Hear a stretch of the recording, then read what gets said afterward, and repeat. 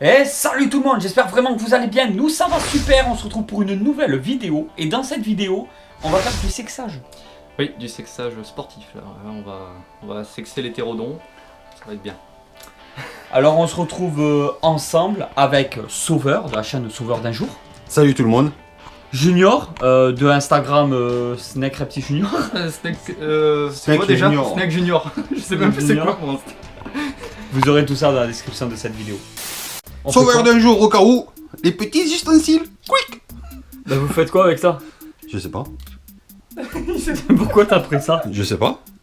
On m'a dit il faut prendre des ustensiles parce que ça va être du sport. Ouais mais on prend pas ça pour sexer un serpent. C'est ça, là, Ah, tu on vas prend me pas le ça. découper. Ah mince. Et ça sert à quoi ça en fait? Pourquoi t'as Ça en fait, je m'en sers pour couper la souris. Ah. T'as vu, c'est sympa. J'utilise toujours le même et je le Je mets désinfecte. ça en vidéo. et ça Tu fais ce que tu veux. Et ça sert à quoi ça? Ça en fait, Pour nettoyer. oui, en fait, à cause du sable, des fois il y a du sable sur les vitres ou dans les joints, etc. Oui, je suis grand. Je suis sur le lit. Mais qu'est-ce qu'il fait Je suis sur le lit. Et du coup, en fait, ça me permet de nettoyer le sable. Oui, je suis maniaque, oui. Voilà. Tu cherches les ossements. C'est ça. Ah, des ossements vivants, mais bon. Bon allez. Bon, allez, Sexage. Sexage. Il y a des crocs qui sont à l'arrière. Là, on voit qu'elle s'aplatit déjà. C'est très proche de l'Erix aussi, hein, dans le sens que c'est fouisseur. Voilà, je vais lui tenir la tête. Bon, il a peut-être besoin de beaucoup plus d'humidité. Alors, et il faut savoir aussi qu'il y a une particularité avec ces serpents, c'est qu'ils émettent un spray qui pue.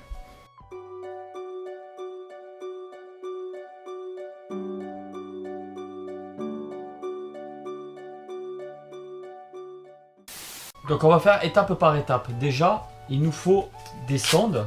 Alors les sondes, il y a 3 tailles souvent différentes qui sont vendues dans le commerce. C'est pas n'importe quoi, c'est des sondes spéciales exprès pour le sexage des reptiles, enfin des serpents. Il y a une toute petite comme ça, que j'utilise quasiment jamais. C'est vraiment pour vraiment ce qu'il y a de plus petit chez les serpents. Généralement, le sexage comporte aussi des risques. Donc il faut faire attention avec ça, il ne faut pas faire n'importe quoi.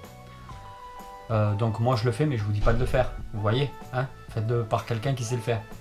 La deuxième sonde qui est de taille moyenne, je l'utilise mettons pour sexer les Python Rhésus juvéniles qui viennent juste de naître, même si maintenant je fais souvent avec l'inversion des hémipénis. Sonde beaucoup plus grande pour les serpents adultes, voilà, mettons Python adulte, choses comme ça. Là pour l'hétérodon, vu la taille qu'il fait, je pense qu'on va utiliser la deuxième sonde pour pas utiliser non plus la première. Alors c'est pas juste un pic, hein. C'est à peine un petit peu arrondi là.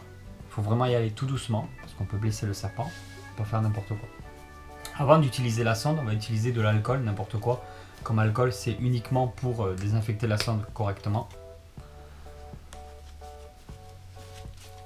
On fait ça bien, on fait ça propre. Hop, un petit peu. C'est juste pour vous montrer, hein, c'est pas pour vous dire, faites-le. Si vous avez un doute sur le sexe d'un serpent, passez par un professionnel, quelqu'un qui sait le faire. Tiens-moi ça s'il te plaît. Je vais mettre des gants en latex, alors ça c'est pas du tout obligatoire.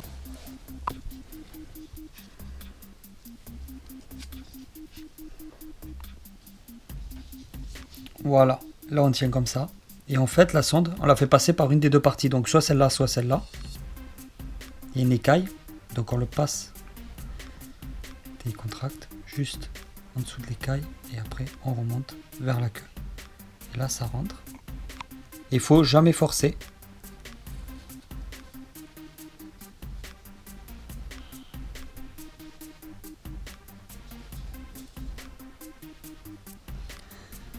Alors je pense que c'est un mâle. En fait le problème c'est que je suis pas sûr à 100% parce qu'on n'en a pas d'autres pour comparer.